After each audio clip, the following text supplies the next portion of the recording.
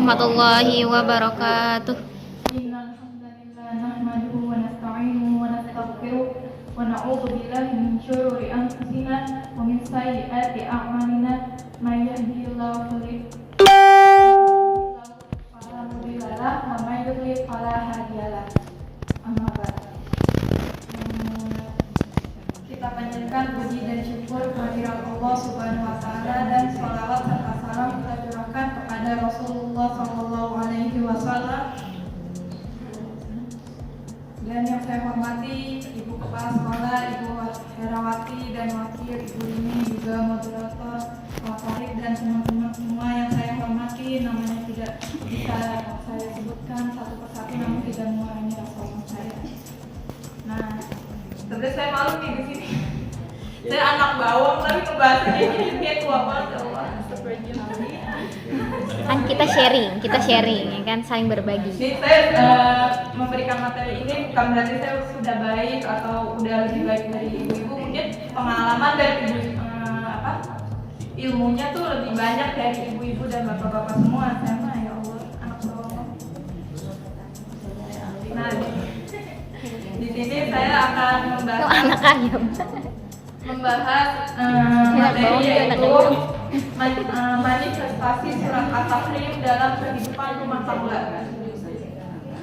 Nah sebenarnya saya mau tanya, apa sih pengertian rumah tangga itu? Ada yang tahu nggak? Masya Allah. Rumah tangga. Rumah ada tangganya. Kemana? Kalau secara umum pengertian rumah tangga adalah pelaku ekonomi dalam lingkup kecil yang terdiri dari suami, istri, dan anak. Nah, kalau dalam Islam sendiri, rumah tangga adalah suatu hubungan yang melalui dalam pernikahan untuk memenuhi separuh iman dan mengharapkan ridho Allah dan Rasulnya. Kalau dalam Islam sendiri. Nah, Allah sama Rasul itu juga ngasih tahu cara-cara membangun rumah tangga yang sakinah mawaddah warahmah di dalam Al-Quran dan hadis. Nah, itu semua ada, cuman saya akan membahasnya yang terkandung dalam surat At-Tahrim. Nah, sebelum masuk ke cara-caranya, Allah tuh udah menaruh beberapa kisah rumah tangga orang-orang terdahulu di dalam surat At-Tahrim. Yang pertama, ada kisah keluarga Nabi Nuh dan Nabi Lut. Nah, arti ayatnya yaitu Allah membuat perumpamaan bagi orang-orang kafir, istri Nuh dan istri Lut. Keduanya berada di bawah pengawasan dua orang hamba yang soleh di antara hamba kami. Lalu kedua istri itu berkhianat kepada kedua suaminya, tetapi kedua suaminya itu tidak dapat membantu mereka sedikit pun dari siksa Allah. Dan dikatakan kepada kedua istri itu, masuklah kamu berdua ke neraka bersama orang-orang yang masuk neraka. Quran surat At-Tahrim ayat 10. Nah, dari ayat itu kita bisa menyimpulkan ya, itu salah satu kisah dari Nabi, seorang Nabi Nuh dan Nabi Lut yang insya Allah kesolehannya pun udah dijamin sama Allah dan sudah dijamin masuk surga. Tetapi mereka mempunyai istri yang murka dan kafir terhadap Allah, bahkan berkhianat kepada mereka. Dan sampai Nabi Nuh karena istrinya, anaknya pun ikut durhaka kepada beliau, kepada Nabi Nuh. Dan akhirnya biarpun mereka Nabi, nggak bisa membantu pasangan dan keluarganya. Nah itu salah satu kisahnya. Nah yang kedua ada kisah keluarga Fir'aun. Artinya, arti ayatnya adalah, dan Allah membuat perumpamaan bagi orang-orang yang beriman, istri Fir'aun, ketika dia berkata, ya Tuhanku, bangunkanlah untukku sebuah rumah di sisimu dalam surga dan selamatkanlah aku dari Fir'aun dan perbuatannya, dan selamatkanlah aku dari kaum yang zalim. Quran surat At-Tahrim ayat 11. Dari ayat di atas mengisahkan rumah tangga dari sang istri Raja Fir'aun. Jadi Raja Fir'aun itu memiliki istri yang beriman, sedangkan Raja Fir'aun itu orang yang paling zalim di dunia, orang yang melampaui batas, yang bahkan mengakui dirinya Tuhan. Itu udah yang paling melampaui batas. Nah, tapi beliau punya istri yang bernama Asia, orang yang beriman kepada Allah. Dan Asia pun akhirnya wanita solihah yang berdoa kepada Allah, meminta keselamatan dan balasan atas kesabarannya gitu. Nah, yang ketiga ada kisah keluarga Imron. Arti ayatnya adalah, dan Maria putri Imron yang memelihara kehormatannya, maka kami tiupkan ke dalam rahimnya sebagian dari ruh ciptaan kami, dan dia membenarkan kalimat-kalimat Tuhannya dan kitab-kitabnya, dan dia termasuk orang-orang yang taat. Quran surat At-Tahrim ayat 12. Dari ayat itu merupakan kisah keluarga Imron yang mana Imron sang bapak laki-laki yang solih, memiliki istri yang solihah, bahkan anaknya pun solihah, dan akhirnya memiliki cucu yang solih yang diangkat sebagai nabi, yaitu Nabi Isa. Nah, biarpun Imron ini bukan nabi, saking solihnya berkat kesolihannya, nama dia pun diabadikan di dalam Al-Quran sebagai salah satu nama surat karena solihnya itu. Nah, dari kisah-kisah di atas tuh kita bisa mengetahui biarpun kita memiliki pasangan yang solih, ketika diri kita nggak solih, nggak ada yang bisa membantu kita gitu. Maksudnya harus diri kita sendiri, dan sebaliknya ketika diri kita solih, ketika kita mempunyai pasangan yang nggak solih atau nggak solihan, itu kita nggak bisa nolong dia gitu. Biarpun kita cinta setengah mati gitu, ketika dia nggak bisa berubah, kita nggak bisa mengajak dia. Yang ada saya pernah baca di Instagram salah satu perkataan ulama ketika ada orang yang berkata, oh nanti aku bisa merubah dia menjadi solih atau solihah.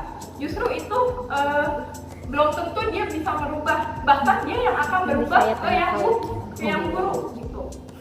Nah, jadi kalau dari kisah-kisah itu tuh yang paling ideal kalau dalam surat At-Tahrim itu keluarganya Imron yang sekeluarga satu visi, satu misi, dan memiliki kesolehan yang sama gitu semuanya, dari anak, bapak, ibu, sampai ke keturunannya, Masya Allah. Nah, ada pun cara-caranya membangun rumah tangga yang perintah-perintah Allah itu, yaitu yang pertama ada perbaikan untuk suami, introspeksi untuk para suami, yaitu yang arti ayatnya, wahai Nabi, mengapa kau mengharamkan apa yang dihalalkan Allah bagimu? Engkau ingin menyenangkan hati istri-istrimu, dan Allah Maha Pengampun juga Maha Penyayang. Quran surat At-Tahrim ayat pertama. Nah, dari ayat itu Rasulullah mendapat teguran langsung dari Allah, dikarenakan pernah ada kejadian yang diriwayatkan Ibnu Jarir dari Abdullah bin Abbas radhiyallahu anhu. Ia berkata, Abbas pernah berkata kepada Umar bin Khattab tentang dua orang wanita. Ada yang berpendapat bahwa wanita itu Aisyah dan Hafsah. Keduanya memperbincangkan Maria Al-Qibtiyah. Saat itu Rasul sedang bersama Maria, padahal seharusnya giliran Hafsah. Sehingga Hafsah berkata, ya Rasulullah, engkau melakukan sesuatu yang tidak kau lakukan kepada istri-istri engkau yang lain. Rasulullah bertanya, apakah kamu ingin aku mengharamkan dan tidak menyikapinya? Hafsah menjawab, tentu. Kemudian beliau pun mengharamkannya, Rasulullah mengharamkannya. Rasul pun berpesan agar Hafsah tidak menceritakan hal itu kepada orang lain. Lalu Hafsah menceritakan hal itu kepada Aisyah, sehingga tuh Allah menurunkan ayat ini untuk Rasulullah, menegur Rasulullah karena yang telah mengharamkan sesuatu yang dihalalkan baginya. Nah, maka Allah pun dari ayat ini Allah pun menjelaskan suami itu harus bertindak tegas kepada sang istri dan harus menegur jika ada yang salah. Jika misalnya istrinya salah, nggak boleh misalnya istrinya salah, dia nggak berani negur, jangan, harus ditegur. Jangan sampai karena suami takut daripada istri, atau bahkan misalnya ditegur ya, jangan didiemin ya. Sebel ya kalau didiemin ya. Maaf, aku tuh nggak suka. mudah-mudahan ini nggak terjadi ya. Biasanya dia sebelum nikah laki-lakinya ini memberi uang kepada ibunya, kan itu kewajiban anak laki-laki ya. Nah, terus ketika menikah si istrinya larang. Akhirnya suaminya ikut kemauan istrinya. Itu termasuk apa? Termasuknya nggak boleh, karena apa? Itu salah. Kalau istrinya nyuruh kayak gitu, itu udah salah. Iya betul. Anak laki harta ibunya. Iya, Asik. nggak Masya Allah. putus. Ini yang punya anak laki banyak. Semuanya. Yang kedua, ada perbaikan istri.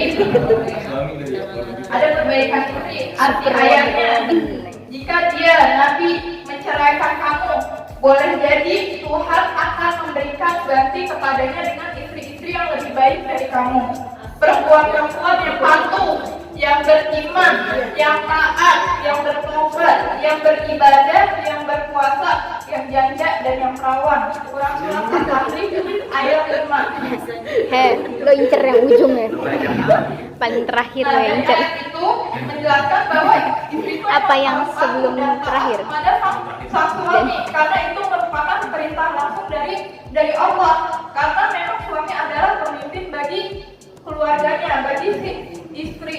Jika istri bisa melayani suami dengan baik, taat kepada suami, beriman kepada Allah, itu juga merupakan ibadah yang akan mendapat pahala yang besar. Bahkan saya pernah membaca hadis, kalau kita ngomong, istri ngomong nyakitin suami kita, itu bidadari yang di surga tuh mengutuk kita. Istilahnya tuh kita perempuan apaan, gak ada apa-apanya gitu. Gue yang bidadari aja. Oh, lu yang res-resan gue gitu kan, nanti kasarnya. Aduh, ya Allah maafin aku ya. Aduh, ya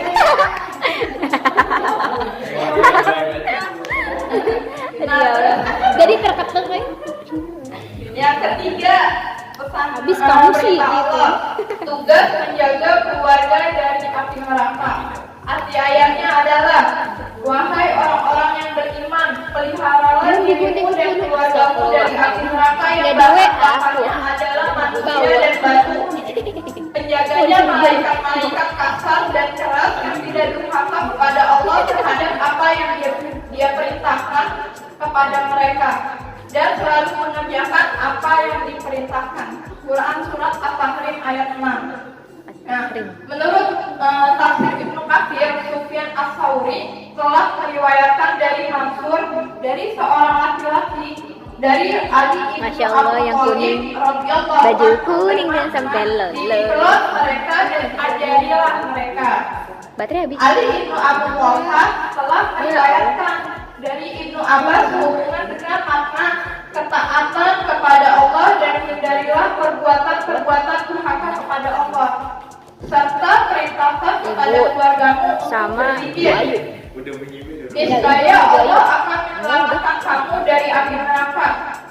Qatadah mengatakan bahwa maksud dari tafsir di atas untuk memerintahkan keluarga kalian untuk taat kepada Allah dan cegah mereka dari perbuatan durhaka kepada Allah, dan hendaknya tegakkan di dalam keluarga kalian terhadap perintah-perintah Allah dan engkau anjurkan mereka untuk mengamalkannya. Dan apabila engkau melihat keluarga kalian berbuat maksiat terhadap Allah, maka cegah dan laranglah mereka melakukannya gitu. Jadi kita tuh soalnya jangan sendiri, kita ngajak keluarga kita, orang-orang sekitar, biar sok suci. Kita yang penting udah menyampaikan karena itu yang disuruh.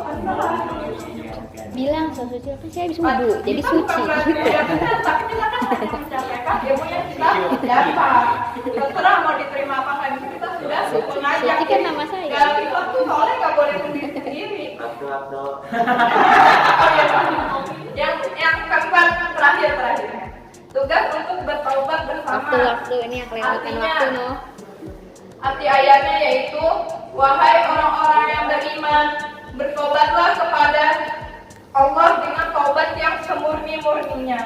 Mudah-mudahan Tuhan kamu akan menghapus kesalahan-kesalahan kamu dan memasukkan kamu ke dalam surga-surga yang mengalir di bawahnya sungai-sungai pada hari ketika Allah tidak mengecewakan Nabi dan orang-orang yang beriman bersama-samanya. Sedang cahaya mereka memancar di hadapan dan di sebelah kanan mereka, sambil mereka berkata, ya Tuhan kami, sempurnakanlah untuk kami cahaya kami dan ampunilah kami, sungguh Engkau Maha Kuasa atas segala sesuatu. Quran surat At-Tahrim ayat 8. Nah, menurut tafsir Ibnu Katsir Al-Amashi telah diriwayatkan dari Abu Ishaq, dari Abdul Ahwas, dari Abdullah bahwa taubatan nasuha itu berarti seseorang yang bertobat dari perbuatan dosanya, kemudian tidak mengulanginya lagi dengan bersungguh-sungguh. Jadi ketika kita melakukan kesalahan antara suami dan istri, kita bertobat bersama-sama gitu kepada Allah. Tobatnya tobat nasuha yang Kita maafkan yuk. Nah, itu dia yang bisa saya Masya Allah. sampaikan. Kurang Masya lebihnya mohon Allah. maafkan, yang kurang itu dari diri saya sendiri, yang lebihnya semua dari Allah. Terima kasih atas perhatiannya. Wassalamualaikum warahmatullahi wabarakatuh. Waalaikumsalam warahmatullahi wabarakatuh.